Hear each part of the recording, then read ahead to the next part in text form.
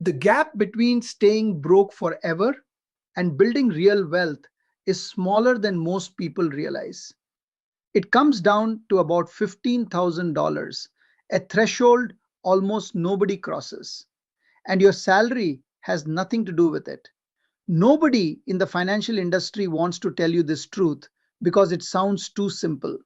They need you to believe wealth is complicated, but it isn't.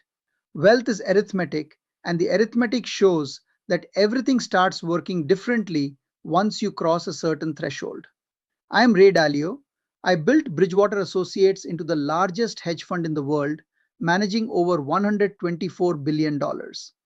I have advised central banks, governments, and some of the wealthiest families on the planet. I predicted the 2008 financial crisis. I navigated the dot-com crash, the debt crisis, and every major economic cycle for the last 50 years. But here's what nobody talks about. In 1982, I lost everything. I publicly predicted a depression that never came. I was confident, I was certain, I was the smartest guy in the room. I was completely wrong. The market went up, the economy boomed, and I looked like an idiot. My clients left, my reputation watched. Why the first $15,000 is the hardest threshold was destroyed. I had to borrow $4,000 from my father just to pay my bills. That failure forced me to ask a question. What separates people who build lasting wealth from people who stay broke their entire lives? So I spent the next 5 years studying them. I analyzed thousands of wealth building attempts. I interviewed hundreds of successful investors. And I found one pattern that separated winners from losers. It wasn't intelligence, it wasn't connections, it wasn't luck. It was crossing one specific threshold and understanding what happens after you cross it. That threshold is $15,000. If you're working a modest job, bringing home an ordinary paycheck, and wondering whether financial independence is even possible for someone like you, then sit down and pay attention. Difficult beginnings are something I understand. Starting with almost nothing is familiar territory for me. Earning a modest salary, watching every dollar, and feeling like the mountain is too high to climb. Here's what most people get wrong about money. The early stages of wealth building are brutally and painfully slow. You save a few hundred and it just sits there.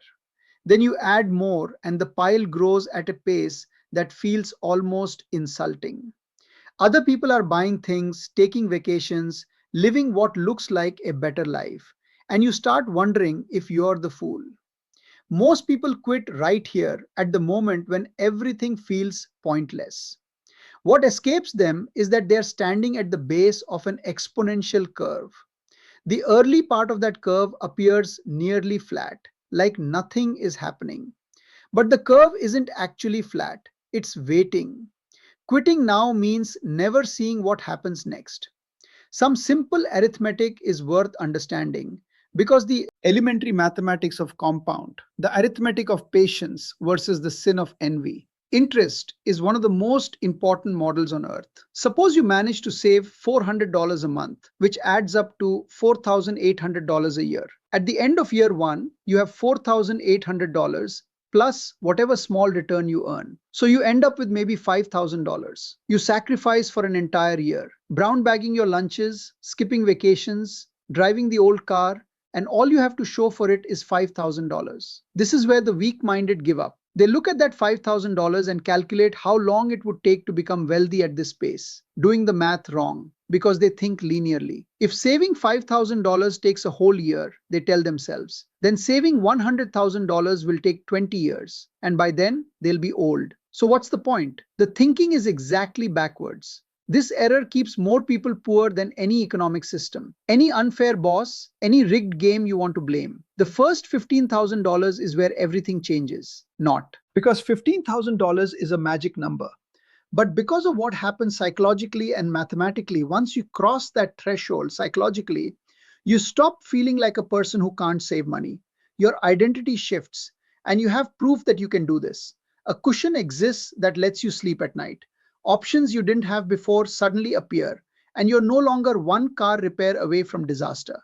Mathematically, your money starts working in ways you can actually see. Even a modest return on $15,000 generates $1,200 a year without you lifting a finger. That's not life-changing yet, but it's visible and real, and it compounds. Here's the part people dramatically underestimate.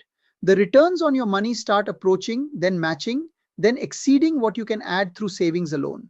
With $1,000 saved, a 10% return produces $100, which is almost meaningless. With $15,000 saved, that same 10% return produces $1,500, which is nearly a third of what you saved from your salary that year. $30,000 in savings means the return hits $3,000. Now your money contributes as much as you contribute. $75,000 in savings produces $7,500. Your money works harder than most people work at their jobs. $150,000 in savings produces $15,000. Now your money is earning more annually than the entire threshold that changed everything. This is the great secret of wealth. The first portion requires almost entirely your sacrifice, with you doing all the work while your money does almost nothing. But a crossover point arrives where your money starts carrying more and more of the load, and you can ease off the gas a little. Most people never reach this crossover point because they quit during the hard part. Quitting when they are doing all the work and their money is doing nothing. They look at the math and can't imagine how this slow crawl could ever turn into real wealth. But the math doesn't lie. The curve is exponential with the early part, flat, and the later part steep. And nobody gets to the steep part without surviving the flat part first. Mental errors trap people in poverty, and understanding them is worth your time. The first error is impatience. Great investing demands a lot of delayed gratification. And if you didn't get the deferred gratification gene, you got to work very hard to overcome that. Most people cannot sit still and cannot wait. They see neighbors buying boats and taking cruises, and something inside them breaks. Missing out becomes an obsession. So they spend their seed corn to feel better today and guarantee their poverty tomorrow. The arithmetic of patience is brutal. In the early years, you were saving $400 a month and watching your account grow by tiny increments, while the world around you screams to spend.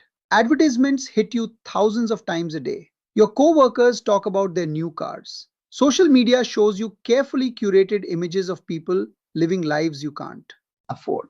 And something in the human brain interprets all of this as evidence that you are falling behind, that your sacrifice is pointless, that you should just enjoy life now because tomorrow isn't guaranteed anyway.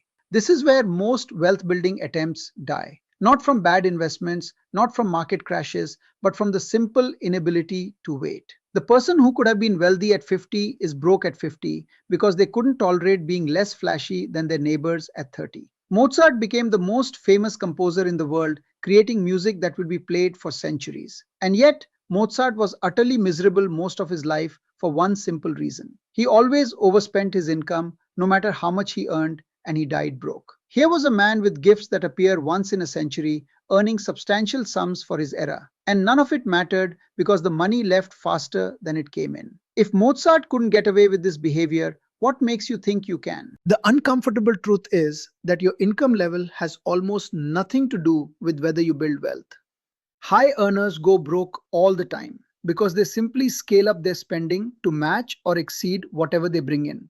A person earning $40,000 who saves $5,000 a year will end up wealthier than a person earning $200,000 who saves nothing. The arithmetic doesn't care about your job title or your tax bracket. The second error is envy. The world isn't driven by greed, but by envy. And I've watched envy destroy more financial plans than any market crash. You have a good plan, you're saving money, you're making progress toward $15,000. And then you see someone else getting richer faster than you. Suddenly your plan feels inadequate. So you start taking stupid risks to catch up, spending money to prove you're not falling behind, destroying yourself, trying to match people who might be destroying themselves too. What makes envy particularly dangerous is that it attacks people who are actually succeeding. You lead envy to destroy someone with no plan and no discipline. Those people will fail anyway. Envy reserves its worst damage for the person who was doing everything right until they looked sideways and saw someone else pulling ahead. The neighbor with the new car might be financing it at 18% interest. The colleague who just bought the bigger house might be one layoff away from foreclosure. The friend who seems to be getting rich quick might be about to lose everything. You don't know their real situation. But envy doesn't care about reality. Envy only sees the surface. And this surface is designed to deceive. Someone will always be getting richer faster than you. And this is not a tragedy. The tragedy is letting that fact derail your own progress toward $15,000. Envy stands out as a really stupid sin because it's the only one where you could never possibly have any fun. With gluttony, at least you get to enjoy the meal. But envy just leaves you sitting there feeling miserable about someone else's success, getting nothing out of it except misery. I conquered envy in my own life many years ago. Nobody gets my envy, and I don't give a damn what somebody else has. This mental shift alone is worth millions of dollars over a lifetime. When you stop measuring yourself against others and start measuring yourself against your own plan, your own goals, your own timeline, the psychological pressure evaporates. The third error is self-pity. Self-pity gets pretty close to paranoia, which is one of the very hardest things to reverse. Drifting into self-pity is something you do not want. Every time you find yourself drifting into self-pity, regardless of the cause, stop it immediately. Your situation might be difficult. Your starting point might be low. Self-pity still won't help. It will only paralyze you and make you weaker. Inversion is one of the most powerful mental tools for getting rich, and almost nobody uses it. Most people think about success by asking what they need to do to get rich. But that's the wrong question. The right question is, what would guarantee staying poor forever? And how can those things be avoided? An old saying captures this perfectly. All I want to know is where I'm going to die, so I'll never go there. What guarantees financial failure? The answers become obvious once you bother to list them. Spending more than you earn is guaranteed failure. Not saving anything is guaranteed failure. Taking on high interest debt is guaranteed failure. Being unreliable guarantees that nobody will want to work with you or promote you. Feeling sorry for yourself makes you passive when you need to be active. Acting on envy makes you take stupid risks. Once you've identified all the behaviors that guarantee failure, the strategy becomes simple. Don't do those things. Remarkable long-term advantage comes from trying to be consistently not stupid instead of trying to be very intelligent. People are trying to be smart. All I'm trying to do is not be idiotic. But that's harder than most people think. A principle that seems obvious but gets almost universally ignored deserves attention here. Spend less than you make. Always be saving something. And over time, it will begin to amount to something. This is such a no-brainer. The simplicity is striking. Spend less than you earn. Invest shrewdly. Avoid toxic people and toxic activities. Keep learning all your life. And do a lot of deferred gratification. Doing all those things makes reaching $15,000 almost certain. And not doing them means you're going to need a lot of luck. Let me tell you what happened. After I borrowed that $4,000 from my father in 1982, I didn't just need to rebuild my fund, I needed to rebuild my entire approach. So I went back to basics. I studied my mistakes. I wrote down every principle I had violated, and I created a system that would prevent me from making those mistakes again. Within 2 years, I had paid back my father. Within 5 years, Bridgewater had $5 million under management. Today, we manage $124 billion. But here's what most people don't understand about that growth. It didn't happen because I got smarter. It happened because I built a system and I stuck to it. The same principle applies to personal wealth. Getting to $15,000 requires a system, not motivation, not willpower, a system. You automate your savings the day you get paid. You track every dollar. You increase your income through side work. You cut wasteful spending. And you do this every single month, regardless of how you feel. Something about leverage needs to be understood because this is where smart people destroy themselves right before crossing $15,000. Three ways exist for smart people to go broke: liquor, ladies, and leverage, with leverage being the worst. The pattern repeats over and over. A person accumulates some wealth, maybe $8,000 or $10,000, and then gets impatient. Borrowing money to invest follows. For a while, it works beautifully because leverage magnifies gains. Then something goes wrong. The market drops, and suddenly leverage is magnifying losses. Everything is lost. At Bridgewater, we've always been careful about excessive leverage. And that's not cowardice, but arithmetic. Getting rich only needs to happen once, not 4 times. The beauty of building wealth the slow way is that you only have to do it once. Getting to $15,000 without leverage means nobody can take it away from you.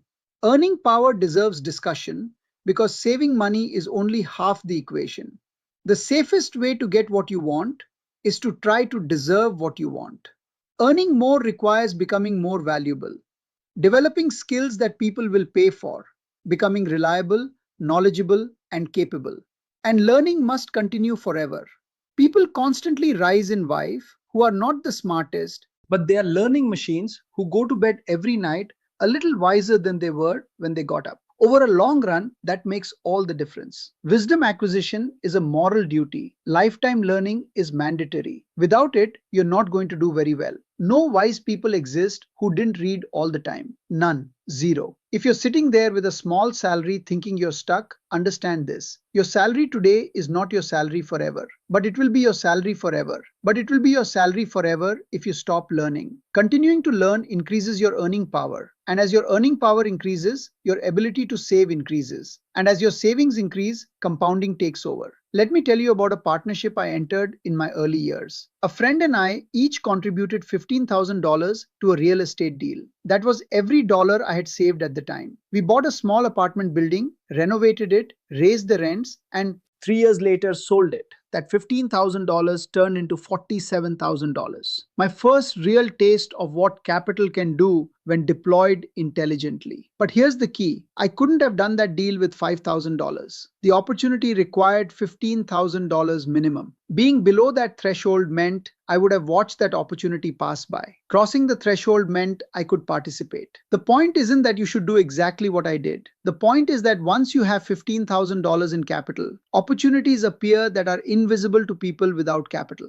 Capital attracts opportunity and opportunity generates more capital. The rich get richer, not because the system is unfair, but because having money allows you to make more money. Your job is to get enough capital to enter that virtuous cycle. And $15,000 is where that cycle begins. Patience is where most people fail. The big money is not in the buying or the selling, but in the waiting. Most people cannot wait because they want to feel active. Buying and selling constantly means paying fees, paying taxes on short-term gains, and interrupting the compounding process that would have made them wealthy if they had just sat still. The first rule of compounding is never interrupt unnecessarily. Every time you sell an investment that's working, you pay taxes. Every time you pay taxes, you have less capital compounding. Simple arithmetic governs all of this. But people keep getting it wrong because they can't sit still. Here's something critical. You need to understand about how the 75-year debt cycle ends. 2026 outlook. Where we are right now in 2026, we're at the end of a 75-year debt cycle.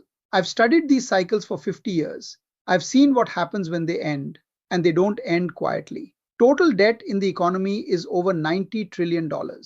Government debt alone is $35 trillion. When you reach the point where interest payments exceed defense spending, you're at the end stage. And when debt cycles end, three things happen: defaults, restructuring, or inflation every time throughout 500 years of history. And in every case, the people with capital survive and prosper. The people without capital get destroyed. Getting to $15,000 before the crisis hits means you're a buyer when everyone else is forced to sell. You can pick up assets at fire sale prices. You can wait out the storm. You can take advantage of the chaos instead of being a victim of it. This is not optional anymore. This is survival. The window is closing. We're 12 to 24 months away from the next major deleveraging. And if you don't have $15,000 by then, you're going to be one of the casualties. The point of getting rich is not accumulating possessions. The point is freedom. It's about being able to make your own choices without asking anyone's permission. Being broke means taking whatever job you can get.